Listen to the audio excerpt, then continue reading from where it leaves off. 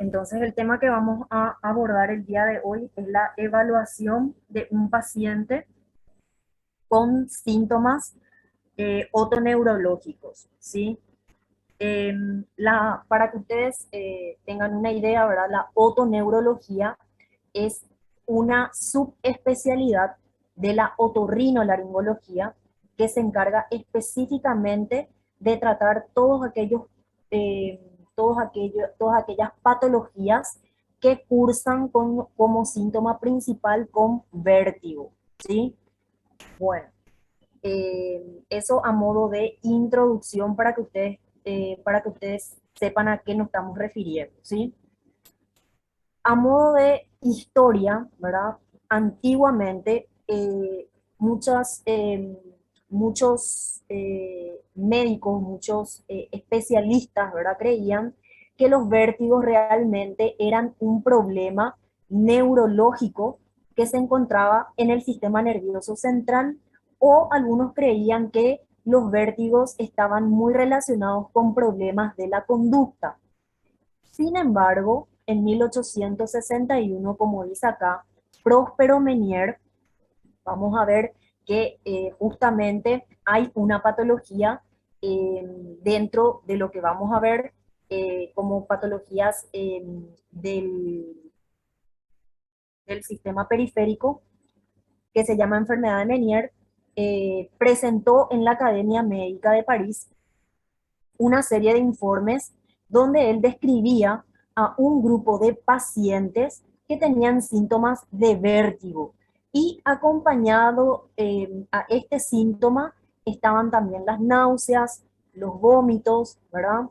Incluso vio que en muchos de estos pacientes también algo que se agregaba era la disminución de la capacidad auditiva o hipoacusia, y él fue quien propuso que el sitio de la lesión de estas patologías que cursaban con vértigo acompañados de otros síntomas realmente se encontraba en el oído interno y no en el cerebro, ¿sí?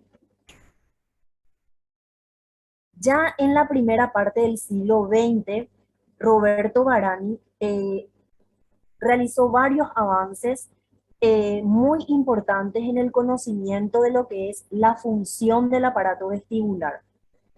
En la Universidad de Viena específicamente, él introdujo las conocidas pruebas calóricas, ¿verdad? Ya habrán escuchado en algún momento estas pruebas, ¿verdad?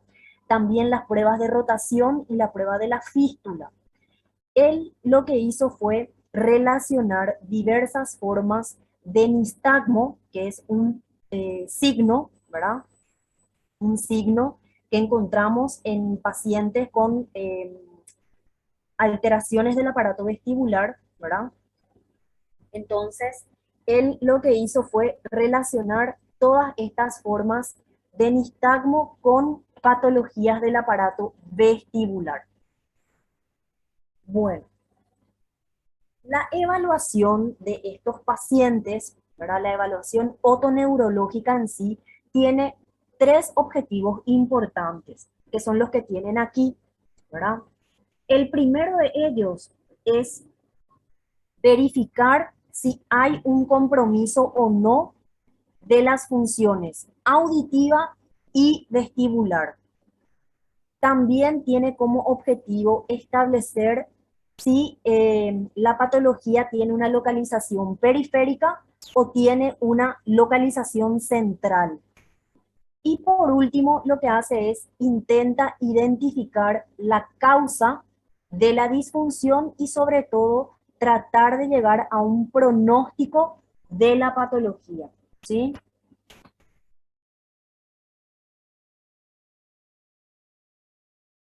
Bueno, dentro de lo que es la evaluación otoneurológica, nosotros vamos a encontrar varios síndromes que corresponden a la parte periférica, también llamados síndromes periféricos. Estos síndromes son todos aquellos que involucran a los receptores de las funciones auditivas o de las funciones vestibulares en el laberinto, y también involucra a las lesiones que se encuentran a nivel de la primera neurona, ¿sí? Generalmente estos síndromes periféricos, ¿verdad? Tienen algunas características. La primera de ellas es que son armónicos. ¿Y esto a qué quiere referirse? Que todos los elementos constituyentes deben tener la dirección correspondiente, de manera que las desviaciones que se producen hacia el lado eh, hipovalente o con una disminución de su función, el nistagmo, ¿verdad? Sobre todo la fase rápida del nistagmo, hacia el lado opuesto, y el vértigo hacia el lado del componente rápido del nistagmo, ¿sí? Vamos a ir viendo cada una de estas definiciones para que ustedes entiendan, ¿sí? Otra de las características de estos síndromes periféricos es que son completos. Esto quiere decir que deben estar presentes todo el síndrome laberíntico.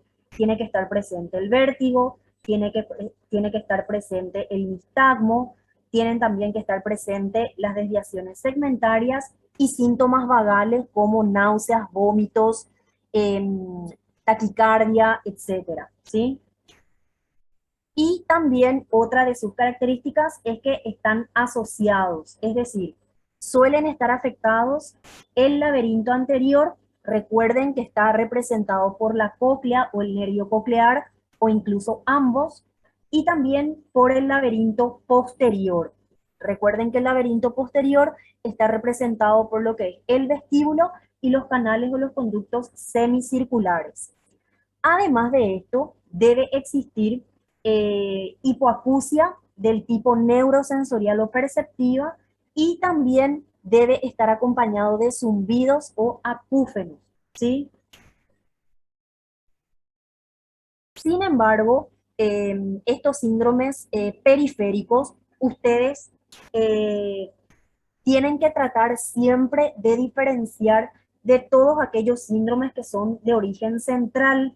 ¿Y cuáles son estos síndromes de origen central? Generalmente son todos aquellos síndromes que van a comprometer los núcleos, las vías y las interrelaciones con otras estructuras, pero del sistema nervioso central, ¿sí?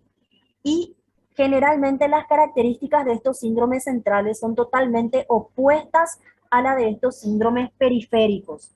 Son disarmónicos, son incompletos y también están disociados, ¿sí?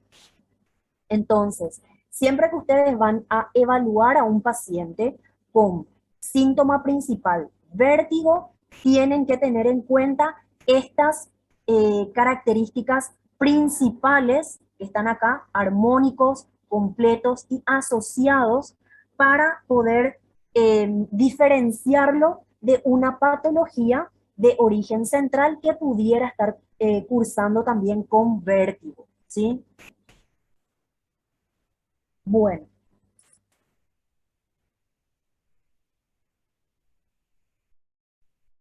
para la exploración otoneurológica, nosotros también debemos seguir seguir una serie de pasos para poder llegar a un diagnóstico presuntivo de la patología del paciente. Siempre le vamos a hacer la anamnesis, ¿verdad? Vamos a examinar los pares craneales y le vamos a hacer un examen neurológico básico, ¿sí? Luego vamos a pasar al examen otorrinolaringológico que ya conocemos, siempre explorando el oído, la nariz, también la orofaringe y las cuerdas vocales. Vamos a hacer una exploración auditiva con los diapasones, vamos a hacer la exploración vestibular, que les voy a mostrar en qué consiste la exploración vestibular, y posteriormente vamos a solicitar algunos estudios de imágenes para confirmar nuestro diagnóstico presuntivo, ¿sí? Ahora, el primer aspecto, ¿verdad? Que dijimos que tenemos que tener en cuenta al interrogar a un paciente que tiene un trastorno del equilibrio es que siempre el paciente va a creer que le sucedió algo gravísimo, ¿verdad? Por ejemplo, lo primero que piensa el paciente es que tiene un tumor en la cabeza o que se le rompió un aneurisma, ¿verdad? Entonces, siempre primero tenemos eh, que tranquilizar a un paciente, ¿verdad? Que viene eh, ya con esta sintomatología vertiginosa, ¿sí? Entonces, siempre al paciente que viene al consultorio por vértigo, lo primero que tenemos que hacer es tranquilizarlo, ¿sí? Esto también es importante hacerlo en compañía de los familiares que acompañan al paciente, ¿verdad? Para después poder empezar a confeccionar la historia clínica lo más detallada posible. En primer lugar, lo que tenemos que hacer al iniciar nuestra anamnesis es explicarle al paciente que el vértigo realmente es una ilusión de movimiento o que es también la sensación ilusoria de movimiento giratorio, ¿sí? Entonces, una vez que le explicamos esto al paciente, también tenemos que explicarle que realmente el mareo, porque ellos siempre al vértigo le dicen mareo, entonces también le tenemos que explicar en qué consiste el mareo, ¿verdad? Que realmente no es un término muy específico, ¿verdad? Que describe una sensación más bien de la orientación, una sensación de alteración de la orientación espacial, ¿sí?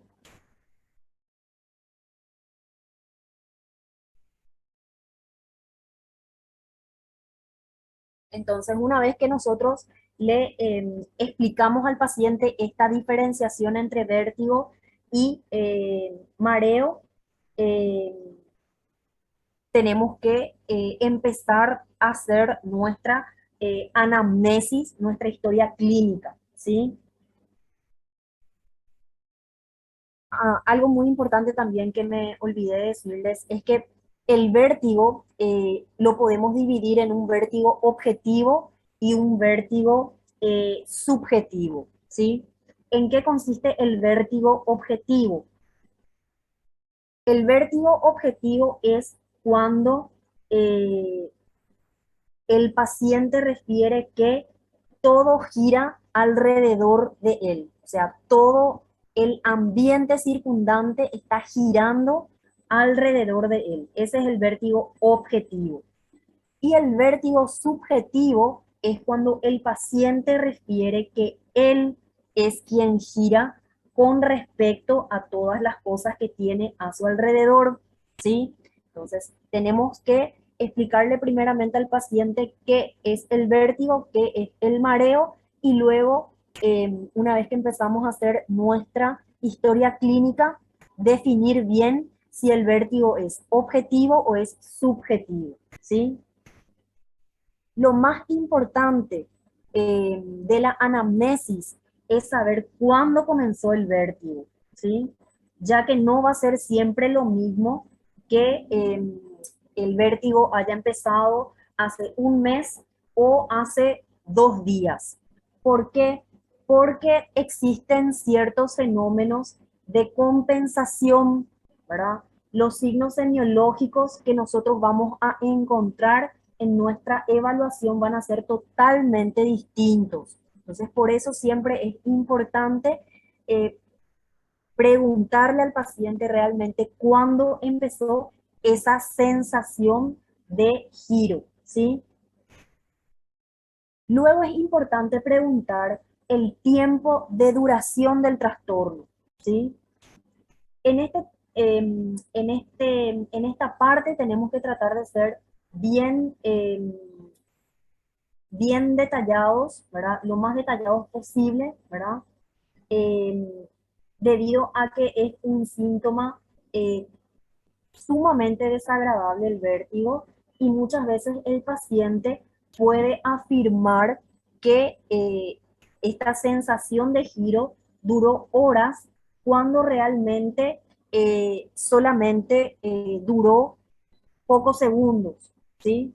Entonces, generalmente cuando se produce el vértigo, el enfermo siempre va a ir experimentando síntomas neurovegetativos acompañantes, como por ejemplo las náuseas, los vómitos, incluso puede empezar a transpirar, ¿sí? Puede haber taquicardia, puede haber un aumento de la presión arterial, incluso también puede haber hipotensión arterial y también puede haber deposiciones diarreicas, ¿sí? Es por eso que en algunas ocasiones este cuadro clínico muchas veces se confunde con una gastroenteritis o de repente también con un cuadro hepático, ¿sí? Es importante conocer la duración del vértigo, ¿verdad?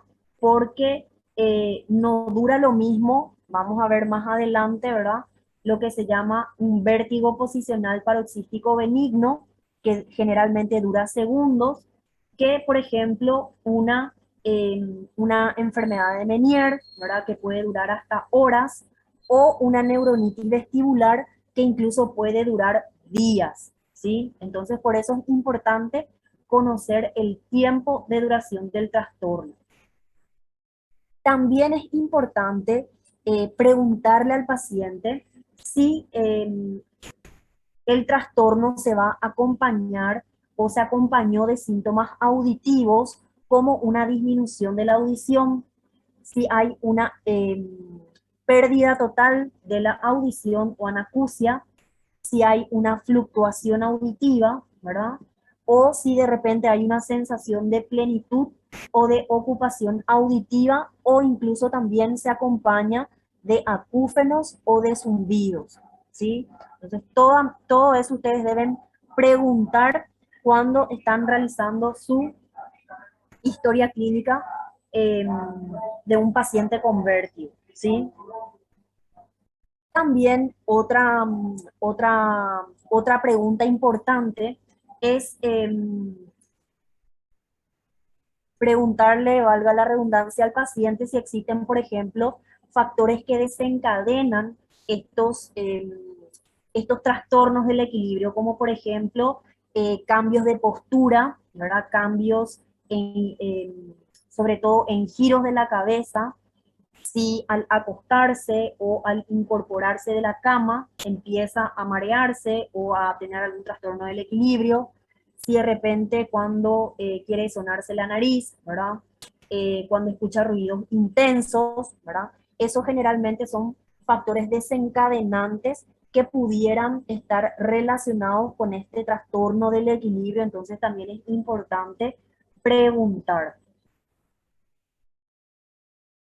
Dentro de los síntomas neurológicos, por ejemplo, ustedes tienen que tratar de consignar si el paciente, por ejemplo, manifiesta padecer de una diplopía, de cefaleas o de migrañas, de tipo pulsátil sobre todo, si de repente tiene parestesias en la cara, en el cuello, en los miembros, si presenta somnolencia, si de repente también puede presentar escotomas centelleantes u otros síntomas eh, que él relaciona con su trastorno del equilibrio, ¿sí?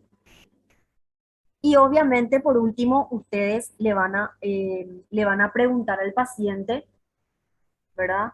Si tiene algunos antecedentes de tipo hereditario, familiares, personales, ¿verdad? Como por ejemplo infecciones, eh, si de repente tiene algunos trastornos clínicos, como la hipertensión arterial, la diabetes. eh, También tienen que tener en cuenta el, eh, el nivel de tensión emocional o del estrés con que el paciente llega al consultorio de ustedes, ¿sí? Bueno, algo muy importante dentro de lo que es la evaluación otoneurológica también es la evaluación por otras especialidades, ¿sí? Em, ¿Por qué? Porque muchos trastornos del equilibrio realmente no corresponden a lo que tendría que ver con el oído interno.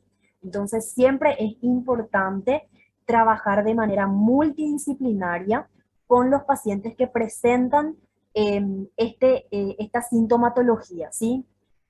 Por ejemplo, ustedes, una vez que le evalúan al paciente, ¿verdad?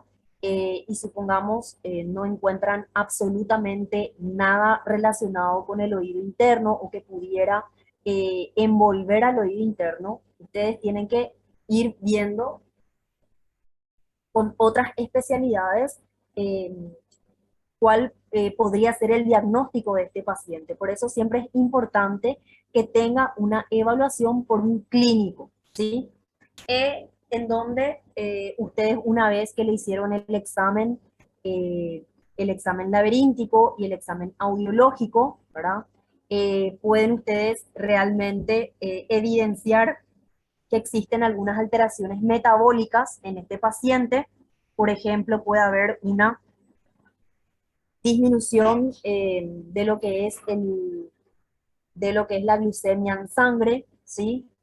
Eh, Generalmente esto van a ver mucho en pacientes que tienen algunas alteraciones cardíacas, ¿verdad? Donde los síntomas vestibulares sobre todo pueden ser la primera manifestación de una descompensación de su patología cardíaca, ¿sí? Por eso es importante siempre trabajar de manera multidisciplinaria. También es importante que ustedes soliciten una evaluación con un traumatólogo o con un reumatólogo, ¿verdad? Porque una de las causas frecuentes de vértigos es la presencia de algunas alteraciones en el trofismo muscular del paciente. También puede haber algunas alteraciones degenerativas o incluso traumáticas de la columna cervical, ¿sí? Es importante entonces siempre una evaluación del sistema músculo-esquelético para descartar, ¿verdad?, alteraciones tróficas, degenerativas o traumáticas de la columna que le pudieran estar ocasionando al paciente este trastorno del equilibrio. Algo también sumamente importante es la evaluación por neurología, ¿sí? ¿Por qué es importante esta evaluación? Porque generalmente los neurólogos realizan una evaluación detallada de lo que es la función sensitiva y motora, ¿verdad? Nosotros también lo podemos realizar como otorrinolaringólogos, examinando, por ejemplo, el velo del paladar, la lengua, la faringe, la laringe por la laringoscopía indirecta, ¿sí? Pero es importante tener una buena evaluación de todos los pares craneales para descartar cualquier patología de origen central, ¿sí? Acá también, realmente, acá en Paraguay hay pocos colegas que realizan un examen del olfato, del gusto, ¿sí? Que es también muy importante y muy interesante de realizar para descartar también cualquier patología de origen central. Pruebas de flujo salival no realizamos aquí, la impedanciometría sí realizamos y la estimulación eléctrica del nervio facial también se puede realizar para descartar cualquier patología de origen central. Y el examen audiológico, nosotros ya habíamos visto que podemos evaluar la audición del paciente mediante la utilización de los diapasones, ¿sí? Recuerden que podemos evaluar de manera cualitativa la audición en el consultorio con estos instrumentales metálicos, ¿sí? También habíamos visto que una vez realizada esa evaluación con la prueba de Weber o la prueba de Rine, podemos acudir a otros estudios o exámenes audiológicos, ¿verdad?, que ya se realizan con equipos electrónicos, como en el caso de la audiometría tonal, donde vamos a poder tener más bien de forma detallada una evaluación de la audición tanto en la vía aérea como en la vía ósea, ¿sí? Generalmente la audiometría tonal dijimos que se hace dentro de una cabina amortiguada del sonido, en donde el paciente, ¿verdad? Eh, Utiliza un audífono, ¿verdad? Que según las preguntas que le vaya realizando la persona que realiza el estudio, va a ir respondiendo a los estímulos sonoros en ciertas frecuencias y decibeles del sonido, y de esa manera nosotros vamos a obtener nuestro gráfico de audiometría que vimos en la clase pasada, ¿sí? Y eso puede confirmar nuestra sospecha diagnóstica de una disminución de la capacidad auditiva, ¿verdad? Mediante los diapasones que hicimos en el consultorio. La audiometría tonal nos puede confirmar, ¿verdad? Esa disminución de la audición, e incluso nos puede revelar de manera cuantitativa la pérdida auditiva. La logoaudiometría lo que hace es medir la discriminación de la palabra del paciente mediante, una lista de palabras, ¿verdad? Se tiene un cierto porcentaje de palabras acertadas por el paciente, ¿verdad? Y de acuerdo a ese porcentaje nosotros podemos hablar de un 70, 80, 90% de discriminación de la capacidad auditiva, ¿sí? La impedanciometría lo que hace es evaluar la resistencia de la membrana timpánica mediante la utilización de una sonda que se coloca en el conducto auditivo externo y va enviando cierta presión para evaluar la movilidad de la membrana timpánica, ¿sí? Y ya, por ejemplo, los potenciales evocados auditivos se utilizan casos bastante específicos y puntuales, ¿verdad? Cuando no tenemos una respuesta muy favorable con estos estudios, entonces recurrimos a los potenciales evocados auditivos.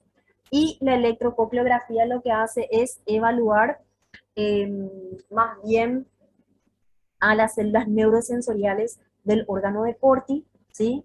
Mediante la colocación de ciertos electrodos para ver si con sus estímulos estas células sensoriales llegan realmente esos estímulos eléctricos al sistema nervioso central, ¿sí?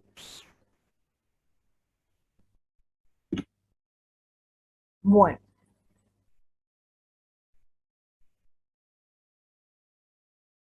algo muy importante dentro de lo que es la evaluación otoneurológica es la realización de las pruebas de la función cerebelosa. ¿Por qué realizamos estas pruebas de la función cerebelosa? Justamente para descartar patologías de origen central, ¿sí? Ustedes ya habrán visto en semiología médica cuáles son estas pruebas para evaluar la función cerebelosa. Y tenemos acá la prueba del dedo índice con la nariz, ¿sí? Eh, También esta prueba es sobre todo para constatar si existe algún tipo de dismetría, ¿sí? La diadococinesia, que es una prueba que se realiza para comprobar la buena ejecución de los movimientos alternantes sucesivos. La prueba del tono y la fuerza muscular, que generalmente se realiza pidiéndole al paciente, ¿verdad?, que ejerza una fuerza sobre ya sea el miembro superior del examinador, ¿verdad? Y nosotros realmente hacemos una evaluación subjetiva de ese tono y de esa fuerza muscular. Y el tema de los reflejos tendinosos profundos también es importante realizarlos para descartar patologías de eh, origen central, ¿sí? Tenemos, por ejemplo, aquí, ¿verdad? Una de las pruebas que nos permite evaluar estos reflejos tendinosos profundos es justamente evaluar de esta manera, ¿verdad? cuando queremos estimular lo que sería aquí el extremo superior de la tibia con el martillito. La respuesta esperada es que el paciente, una vez que emitimos un golpe seco sobre la superficie ósea, es que extienda su miembro inferior. Generalmente en pacientes con alteración de la función cerebelosa, ese reflejo no está presente, ¿sí? Entonces, nuestra respuesta acá va a ser prácticamente nula y podríamos tener una justamente alteración del sistema nervioso central.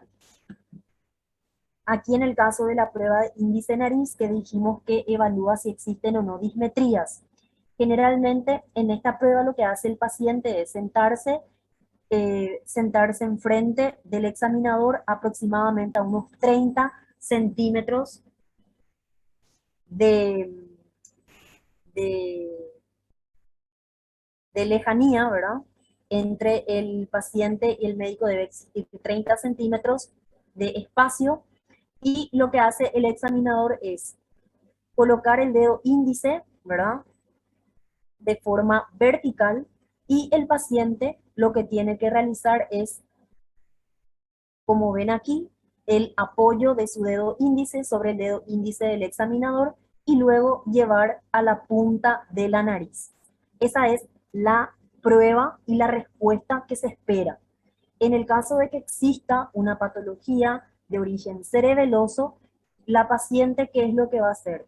Una vez que acerca el dedo índice al dedo índice del examinador y quiere llevar a la punta de su nariz, no puede llevar exactamente a la punta, puede llevarlo a la mejilla de un lado o a la mejilla del otro lado, ¿sí? O sea, no toca la punta de la nariz.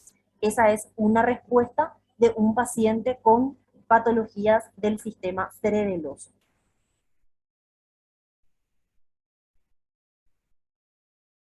Bueno, y ya hablando de lo que es específicamente la exploración del aparato vestibular, ¿verdad? Generalmente esta exploración va a consistir en un conjunto de procedimientos y también de pruebas que nos van a permitir evaluar la función del equilibrio de nuestro paciente y que está relacionado siempre con el laberinto posterior, también con la rama vestibular del octavo par, con los núcleos vestibulares, los centros vestibulares, también las relaciones vestíbulo-oculomotoras, la, el sistema vestíbulo cerebeloso y también el sistema vestíbulo espinal. Todo esto vamos a ir detallando en las siguientes diapositivas, ¿sí? Bueno, cuando el paciente acude al consultorio con síntoma principal vértigo, ustedes tienen que realizarle el examen vestibular, ¿verdad? Ahora, existen ciertas indicaciones para que ustedes puedan realizar este examen vestibular. Y siempre que ustedes van a realizar este examen, lo tienen que hacer en pacientes que tienen trastornos del equilibrio y también en pacientes que vienen por trastornos auditivos, ¿sí? Entonces, esas son las dos principales indicaciones para que ustedes puedan realizar este examen vestibular. Ahora, ¿cómo el paciente se tiene que preparar para que nosotros le podamos examinar? Generalmente ustedes, cuando reciban a estos pacientes en su consultorio, ya van a ser pacientes que vienen derivados por otro especialista, por ejemplo, por un clínico, ¿sí? El clínico le envía junto al otorrino para justamente que le haga para que le haga el examen vestibular y descarte patologías del oído interno. Entonces, esos pacientes generalmente que nos envía el clínico ya son pacientes que vienen con cierta medicación. Entonces, para que ustedes le puedan realizar el examen, primeramente el paciente tiene que haberse abstenido del consumo de fármacos que tienen acción sedante sobre el sistema nervioso central mínimo 48 horas antes del examen, ¿sí? Y aquellos pacientes que acuden a la consulta ya con una crisis laberíntica aguda, ¿verdad? Ustedes no pueden realizarle en ese momento ni las pruebas calóricas ni las pruebas rotatorias. ¿sí? Porque el paciente va a presentar de vuelta esas crisis laberínticas. Entonces, cuando está con un cuadro agudo, ustedes no pueden realizarle el examen vestibular. Dentro del examen vestibular incluimos varias pruebas, ¿verdad? Que también se le llaman pruebas del equilibrio postural. Y son todas estas pruebas que ustedes tienen aquí. La prueba de Romberg, y la de Romberg sensibilizado, la prueba de Unterberger-Okuda, la prueba de la marcha de Babinski-Weil, la prueba de indicación de Bárani. También buscamos nistagmos espontáneos, semiespontáneo y posicional. Hacemos las pruebas de la función cerebelosa que ya vimos antes. Y luego, por último, hacemos un estudio electronistagmográfico, que vamos a ver en qué consiste. Bueno, la primera prueba del examen, perdón, la primera prueba del examen del equilibrio postural es la prueba de Romberg, ¿sí? ¿Qué es lo que hace la prueba de Romberg? La prueba de Romberg lo que estudia es justamente la posición estática comparando dos situaciones, con los ojos abiertos primero y después con los ojos cerrados, ¿sí? Entonces, el paciente primeramente va a permanecer de pie, como ustedes ven aquí en la imagen de la izquierda. El paciente va a permanecer de pie aquí con los dos pies juntos, ¿sí? En posición anatómica, ¿verdad? Con sus brazos siempre a lo largo del cuerpo. Al cabo de unos segundos, ¿verdad? Ustedes le van a pedir al paciente que cierre los ojos, ¿sí? Y le vamos a pedir que se mantenga en esa postura por lo menos 30 segundos. ¿Para qué? Para comprobar si existe una lateralización hacia la derecha, hacia la izquierda, si existe una pulsión hacia adelante o hacia atrás, ¿sí? En caso de que hubiere algún movimiento de los descritos anteriormente, nosotros lo que vamos a hacer es pedirle que gire su cabeza a la derecha y luego a la izquierda para ver si esta desviación depende de la posición de la cabeza y ver si al girar la cabeza el paciente también está lateralizando hacia el oído enfermo, ¿verdad?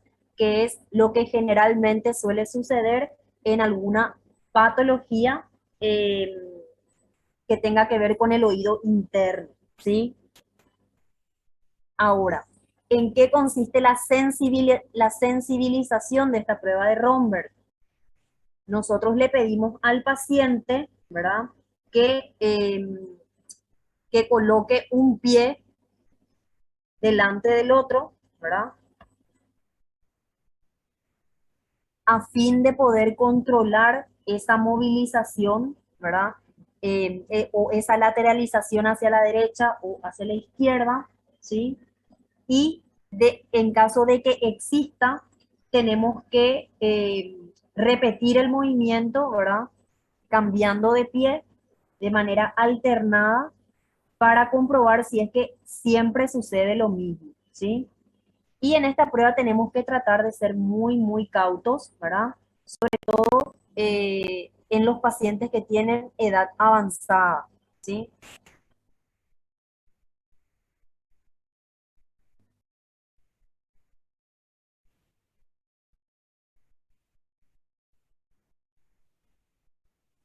En el caso de la prueba de Unterberger, eh, acá esta prueba consiste, ¿verdad?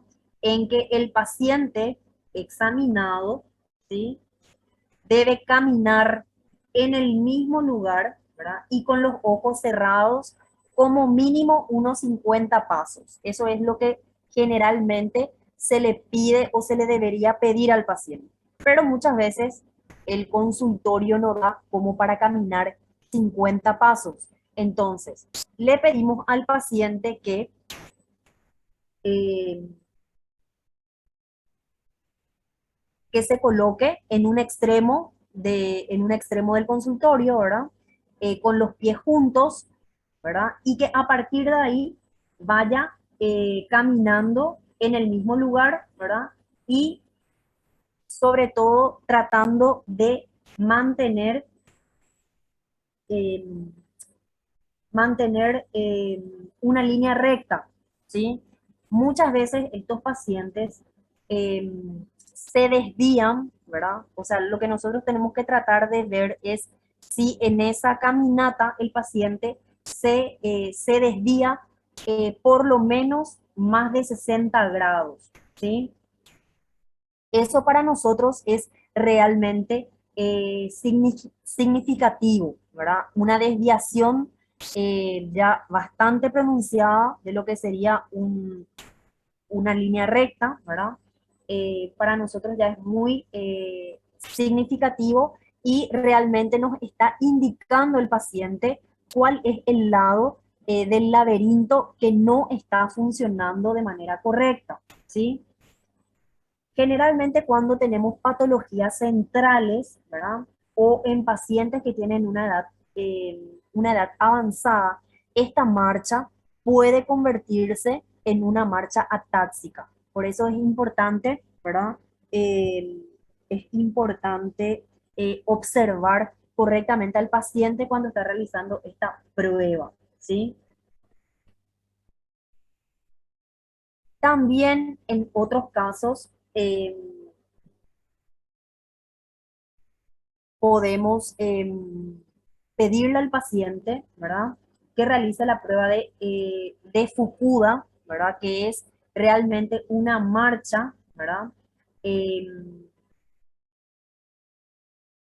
es una marcha que nosotros le hacemos realizar al paciente, pero sobre un gráfico, ¿verdad? Sobre un gráfico que se encuentra en el piso, le ponemos eh, como si fuese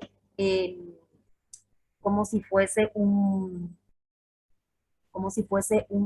dibujo un dibujo en el piso, y el dibujo realmente es un círculo que está dividido en grados, ¿sí? Y muchas veces le hacemos al paciente marchar sobre esta representación gráfica, ¿verdad? Que se trata de un círculo que está marcado en grados para ver realmente cuánto se desvía de esa caminata, ¿sí?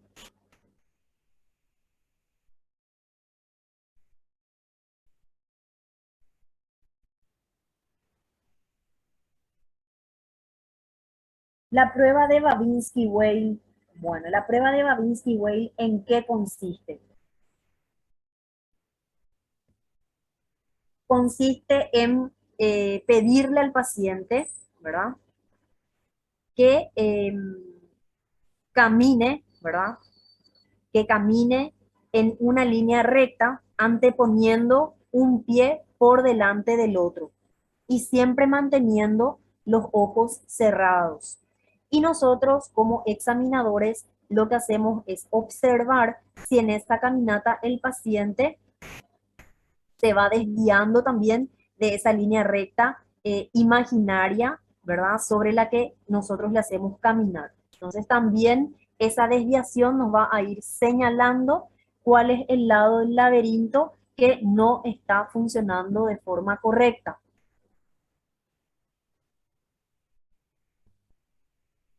Y la prueba de indicación de Barani, ¿verdad?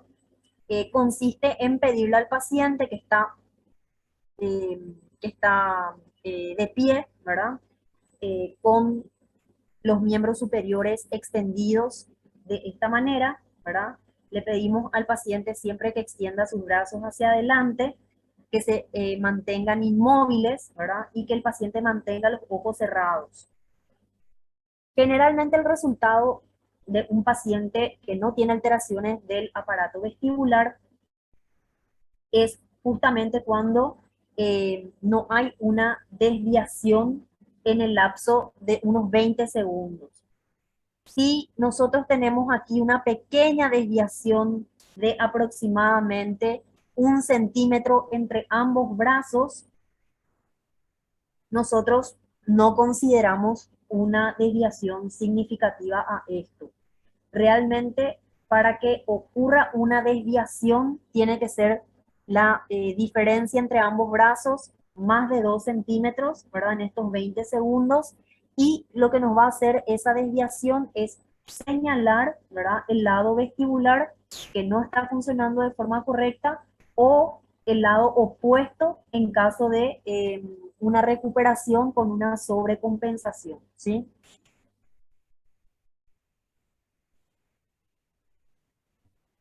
Y por último, una prueba sumamente importante y que ustedes deben realizarla en un paciente que viene por una alteración del aparato vestibular o un trastorno del equilibrio, es la prueba de Dix-Hall-Pike, ¿sí? Esta prueba ustedes la deben realizar sí o sí. ¿Por qué? Porque esta prueba es la única prueba que les puede asegurar que ese paciente está con un trastorno del equilibrio del oído que se generó en el oído interno, ¿sí? ¿En qué consiste la prueba de Dix-Hallpike? Ustedes le van a colocar al paciente, ¿verdad? En una camilla, acostado o acostada, ¿sí? Con la cabeza por fuera del plano de la camilla, ¿sí? O sea, la camilla tiene que, perdón, la cabeza tiene que estar por fuera de lo que sería el plano de la camilla. De esta forma, le van a colocar con la cara mirando hacia el techo, ¿sí? Ustedes, ¿qué van a hacer ahí? Le van a explicar al paciente que le van a realizar un movimiento brusco de la cabeza, ¿sí? Y que siempre el paciente debe mantener los ojos abiertos, abiertos y mirando al examinador, ¿sí? Bueno, entonces, ustedes le colocan la cabeza primeramente mirando hacia el techo, luego, cuando van a empezar a realizar la maniobra, le van a pedir al paciente que gire la cabeza, ¿sí? Y a partir de ahí, ¿ustedes qué van a hacer? Ustedes van a hacer este movimiento brusco, ¿verdad? De incorporarle al paciente, de sentarle al paciente, y en todo este trayecto siempre el paciente va a tener que mantener la mirada en los ojos del examinador. ¿Y ustedes qué es lo que hacen ahí mientras el paciente mantiene la mirada? Es justamente observar el movimiento sacádico de los ojos, si existe o no existe nistagmos, ¿sí? Si existe un nistagmo cuando ustedes están realizando esta maniobra, es porque la patología es de origen periférico, o sea, se origina en el oído interno. Y justamente esta maniobra da positiva en una patología que vamos a ver que se llama vértigo posicional paroxístico benigno, ¿sí? Por eso es muy importante que sepan en qué consiste la maniobra y cómo deben realizarla, porque es la única maniobra que a ustedes les va a decir que la patología se originó en el oído interno y no en el sistema nervioso central. ¿Estamos? Bueno, justamente, ¿verdad? Ustedes tienen que saber qué significa un nistagmo, ¿verdad? Porque eso es lo que buscamos con esta maniobra. Buscamos el nistagmo. El nistagmo, este término, tienen que saber que proviene de una palabra griega que significa cabeceo, ¿sí? Como el que se produce cuando nos quedamos dormidos de forma sentada, ¿sí? Entonces, eh, existen múltiples definiciones de lo que es un nistagmo, pero nosotros tenemos que saber que se trata de un movimiento ocular involuntario que siempre va a presentar una fase lenta, la cual se produce realmente por una asimetría de la actividad de los núcleos vestibulares. eh, Esta asimetría es realmente fisiológica en los movimientos o puede ser patológica en el caso de una disfunción laberíntica o de las vías vestibulares. Y la fase rápida siempre va a corresponder al retorno a la posición inicial mediante una sacudida ocular que va a ser programada por la formación reticular pontina y también los núcleos vestibulares. Entonces, el nistagmo es un movimiento involuntario de los ojos que va a tener una fase lenta y una fase rápida, ¿sí? El nistagmo siempre se va a definir por el sentido de su sacudida rápida, ¿sí? Es decir, por su fase rápida, ¿sí? Que es la que se ve con mayor facilidad, aunque ustedes van a leer que la verdadera fase del nistagmo es la lenta, pero el nistagmo siempre se define por su fase rápida. El nistagmo que ustedes van a observar en el paciente puede producirse en el plano horizontal, también en el plano vertical, o puede ser un nistagmo torsional, ¿sí?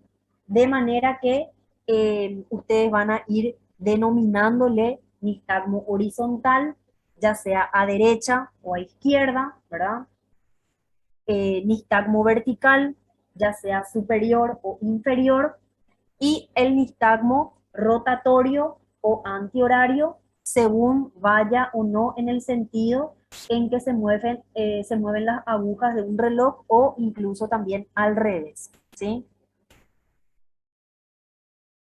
También van a leer que también en algunas patologías realmente pueden existir movimientos asociados, como por ejemplo, podemos tener un movimiento ocular que es horizontal y que es rotatorio a la vez, ¿verdad? Que eso vamos a ver específicamente en una patología que se llama neuronitis vestibular o incluso también en una plena crisis de la enfermedad de Meniere podemos tener ese tipo de nistagmo. En otros casos vamos a tener nistagmos puramente rotatorios, como en el caso del vértigo posicional paroxístico benigno, o podemos tener solamente nistagmos que se producen en el plano vertical, como en caso de pacientes que presenten tumores del tronco cerebral o en el caso de una malformación que se llama malformación de Arnold-Chiari, ¿sí? Algo importante también que ustedes tienen que saber sobre el nistagmo es que los nistagmos son congruentes. ¿Y esto qué significa? Que ambos ojos se mueven en el mismo plano y en el mismo sentido, ¿sí? Cuando esto no sucede, realmente la causa del nistagmo no es de origen periférico, ¿sí? Y así podemos tener casos de nistagmos convergentes, divergentes, disociados, alternantes, oculares, etcétera. Podemos tener muchísima variedad. Pero en el caso de patologías que sean del aparato vestibular, los nistagmos siempre tienen que ser congruentes. Es decir, ambos ojos se tienen que mover en el mismo plano y en el mismo sentido, ¿sí? Para que sea de origen periférico. Ahora, existen diferentes tipos de nistagmos, ¿sí? Como pueden ver acá, tenemos el nistagmo espontáneo, que es aquel nistagmo, es aquel movimiento involuntario de los ojos, ¿verdad? Que aparece con el paciente sin ser intervenido por el examinador, ¿sí? O sea, es un nistagmo que se presenta de forma espontánea, como lo dice su nombre. No hace falta que ustedes realicen ningún tipo de maniobra, ningún tipo de intervención, nada. Ustedes le tienen al paciente enfrente y observan el movimiento involuntario de sus ojos. Eso es un nistagmo espontáneo. Ahora, el nistagmo semi-espontáneo ya es justamente es un nistagmo espontáneo, ¿verdad? Pero que que está latente y solamente cuando ustedes intervienen sobre el paciente se puede poner de manifiesto. Por ejemplo, ustedes le piden al paciente que cierre los ojos, ¿verdad? Y que luego los abra. Entonces, eso, por ejemplo, puede desencadenar un movimiento involuntario de los ojos. O le pedimos al paciente que realice una mirada extrema lateral y eso también puede desencadenar un nistagmo. Cuando hacemos la prueba de la sacudida cefálica, le movemos al paciente de forma brusca la cabeza, podemos desencadenar un nistagmo y haciendo otras pruebas que son la prueba de la fístula, la prueba de Head Test, podemos desencadenar estos movimientos involuntarios de los ojos. Entonces, a eso se le llama semi-espontáneo, cuando el examinador es capaz de realizar una prueba sobre el paciente y de esa manera obtenemos la respuesta, que es el movimiento involuntario ocular, ¿sí?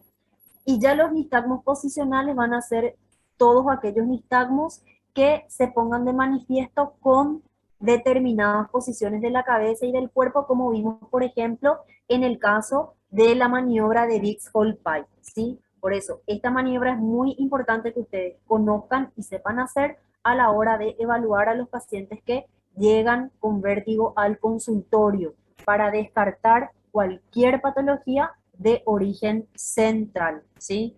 Si ustedes observan el movimiento involuntario de los ojos al realizar esta maniobra, tengan por seguro que la patología que está presentando el paciente se originó en el oído interno.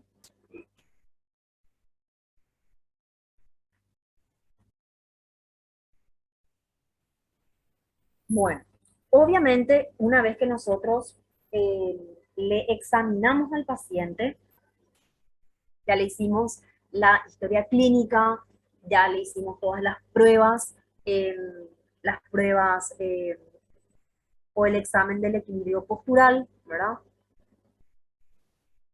Tenemos otras pruebas, ¿verdad? Que también pueden ir confirmando todo lo que nosotros logramos obtener con la semiología otoneurológica, ¿sí? Ya habrán oído escuchar acerca de las pruebas calóricas, ¿sí? Estas pruebas, ¿qué es lo que hacen estas pruebas calóricas? Nos permiten conocer el funcionamiento de cada uno de los vestíbulos, pero por separado, ¿sí? Y para poder realizar estas pruebas, tenemos que tener en cuenta que, o sea, tenemos que asegurarnos, ¿verdad?, de que el conducto auditivo externo del paciente se encuentre en perfecto estado, esté libre de cera y de otras alteraciones como por ejemplo una perforación timpánica, una otitis, ¿verdad? Porque todo eso estaría impidiendo la realización de estas pruebas. ¿Cómo se realizan estas pruebas? Como ustedes ven acá, el paciente se va a colocar en decúbito dorsal, ¿sí? Siempre la cabeza va a estar apoyada aquí sobre una almohada, ¿verdad? De forma que eh, al estar flexionada 30 grados, esta almohada, ¿verdad? Los conductos semicirculares externos o laterales queden, queden verticalizados, ¿sí? Entonces, nosotros colocamos esta almohada con una inclinación de aproximadamente 30 grados justamente para que los conductos semicirculares externos o laterales queden verticales, ¿sí? Siempre le pedimos al paciente que durante la prueba permanezca con los ojos cerrados, ¿verdad? Durante todo el tiempo en que vamos a estar estimulando el vestíbulo y sobre todo hasta que nosotros le indiquemos que abra los ojos. ¿Estamos? Siempre es importante, antes de empezar esta prueba, eh, explicarle, ¿verdad? Eh, que va a presentar una sensación de giro o de vértigo, ¿verdad? y sobre todo le tenemos que asegurar que esa sensación que va a experimentar es normal durante el estudio y que solamente va a durar unos pocos minutos, ¿sí? De esta manera lo que hacemos es lograr que el paciente no se asuste durante la prueba y sobre todo que pueda colaborar con nosotros. Entonces, como ustedes ven acá, el paciente está acostado en el cúbito dorsal, la cabeza sobre una almohada que tiene una angulación de 30 grados. Lo que hacemos es estimular el conducto auditivo, ¿verdad? Colocamos como una manguerita dentro del conducto auditivo externo y lo que hacemos es lo siguiente, ¿verdad? Eh, con esa manguerita nosotros irrigamos el conducto, ¿verdad? ¿Y qué necesitamos para irrigar el conducto? Lo hacemos con agua generalmente a una temperatura templada. Entonces, estimulamos el conducto, mandamos agua al conducto auditivo externo y de esa forma estimulamos el vestíbulo, ¿verdad? Del lado que estamos examinando, ¿sí? Pero antes de empezar, siempre es importante verificar, ¿verdad? Que el sistema pueda purgar bien, ¿verdad? O que incluso deje correr algo de agua, ¿verdad? De forma que las mangueras de goma, de forma justamente a verificar que las mangueras de goma puedan funcionar de forma correcta, ¿sí? Entonces, nosotros colocamos esa manguerita dentro del conducto auditivo externo izquierdo, por ejemplo, ¿verdad? Y lo que hacemos es irrigar con agua templada, generalmente eh,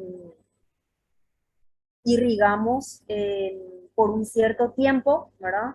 Y al terminar de irrigar, lo que hacemos es esperar aproximadamente 5 minutos, ¿verdad? Para poder realizar del otro lado, ¿sí? Todas estas variables tenemos que tratar de controlar para no alterar los resultados y sobre todo para obtener valores bastante fidedignos, ¿sí?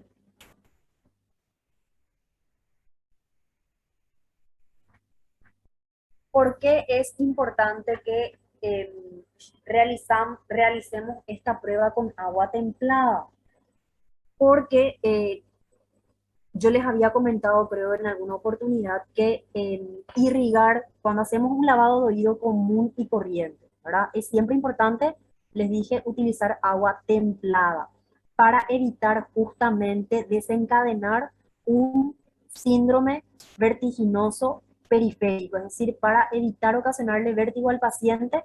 Yo les había dicho que al hacer un lavado de oído siempre es importante utilizar agua templada, agua tibia. Entonces, en este caso, cuando estamos justamente evaluando eh, la, el aparato vestibular, ¿verdad?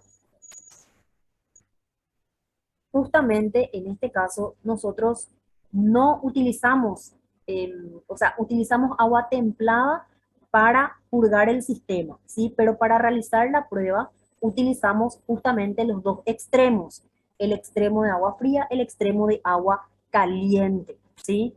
Para ver cómo responde el paciente o el vestíbulo de ese paciente a esos dos extremos de temperatura, ¿sí?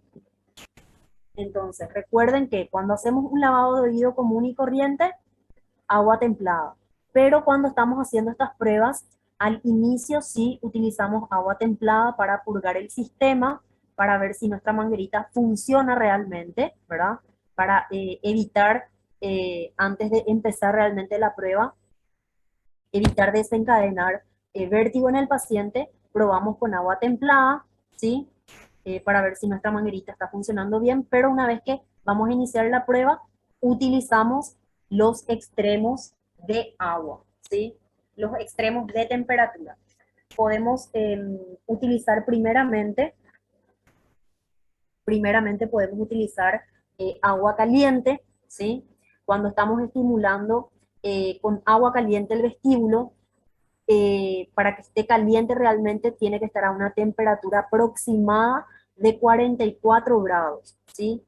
Hasta esa temperatura podemos estimular el vestíbulo sin desencadenar una crisis muy importante de vértigo, ¿sí? Hasta 44 grados.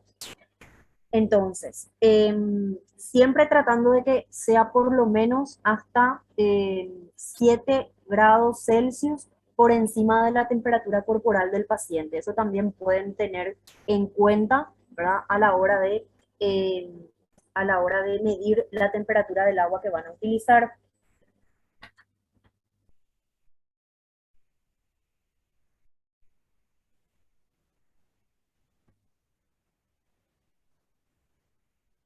Y una vez que nosotros estimulamos el vestíbulo con agua caliente, esperamos 5 minutos, ¿verdad? Para estimularlo con agua fría. Generalmente el agua fría tiene que estar a una temperatura de 30 grados Celsius, ¿sí?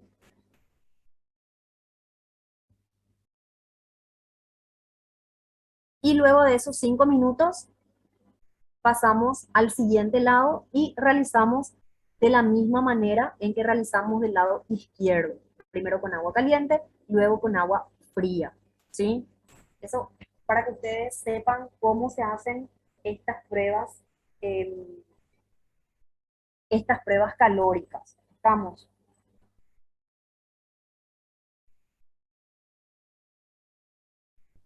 Y generalmente, ¿qué es lo que buscamos nosotros con esta estimulación, eh, esta estimulación del vestíbulo mediante la irrigación con agua? Generalmente lo que nosotros buscamos es, como ven aquí el paciente tiene unos anteojos especiales, ¿verdad?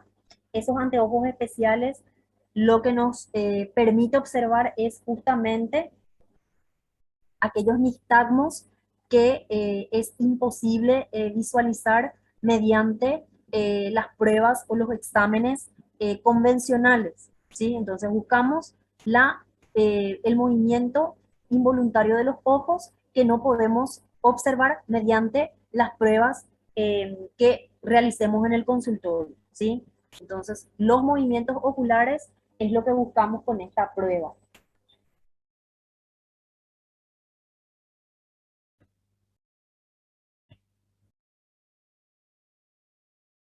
Otra prueba también muy utilizada en lo que es la exploración del aparato vestibular es la electronistagmografía.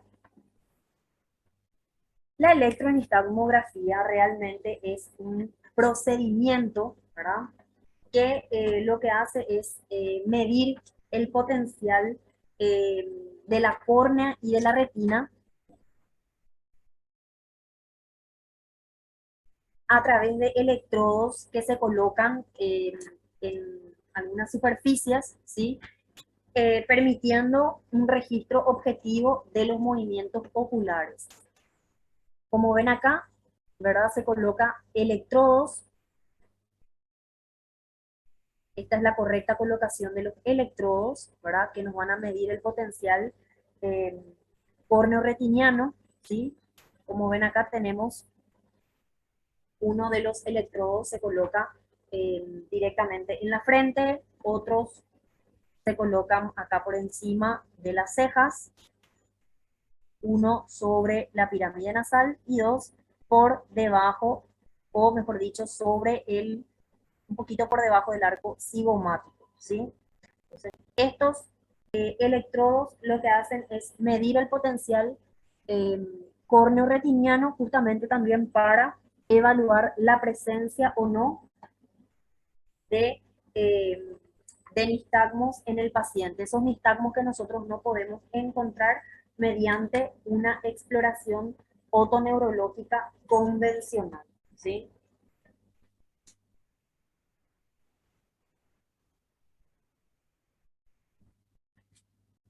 Bueno, eh,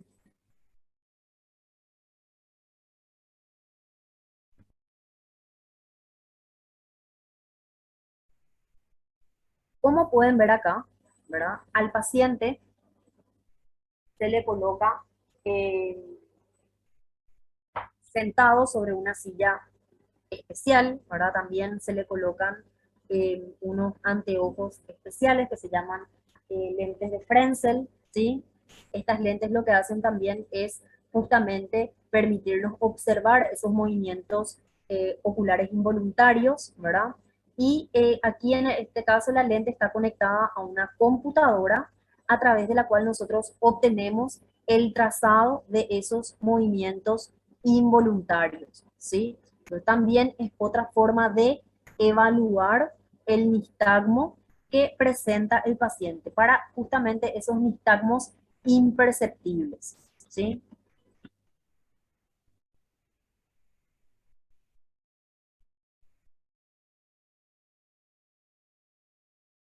Bueno, ¿tienen alguna pregunta hasta aquí?